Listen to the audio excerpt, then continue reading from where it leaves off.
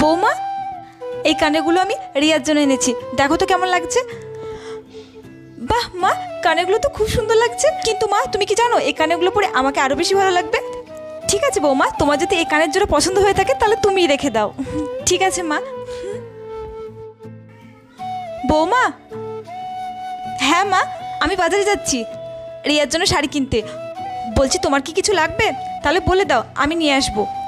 না মা, আমার এখন অনেক শাড়ি আছে, আমার শাড়ি লাগবে না। ঠিক আছে বৌমা, আমি তাহলে ঘুরে আসছি। ঠিক আছে বৌমা। মা, তুমি চলে আসলে বাজার থেকে? এই শাড়িটা আমি রিয়ার জন্য আনলাম, দেখো তো কেমন লাগছে। বাহ মা, শাড়িটা তো খুব সুন্দর লাগছে।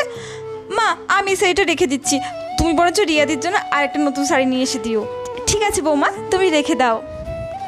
ঠিক আছে মা। মেয়েদের যদি এইরকমই শাশুড়ি হতো তাহলে কতই না ভালো হতো। একটা লাইক করে সাবস্ক্রাইব করতে ভুলো না কিন্তু।